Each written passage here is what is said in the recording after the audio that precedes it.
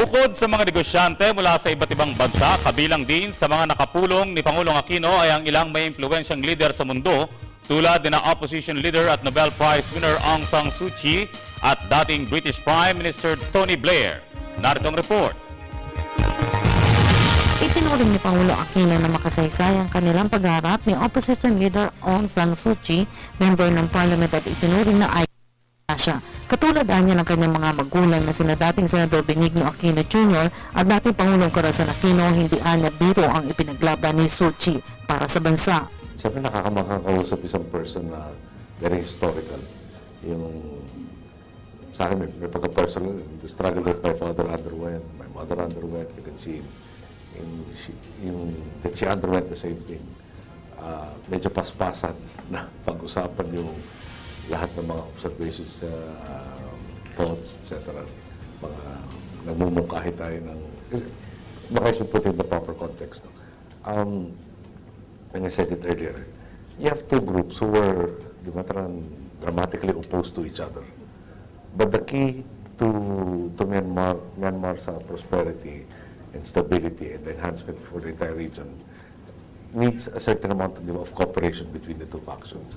So, when you look at President Thein Sein, you look at Madam Aung San Suu Kyi, they are the focal point of trying to achieve that unity of purpose in advancing the cause for Myanmar. So, yung difficulties in achieving that, napagsapan rin yun. Ayon sa Pangulo, tutulong ang Pilipinas para makabangon sa kahirapan. I think there are 43 members in Parliament of 600, of a Parliament of 600.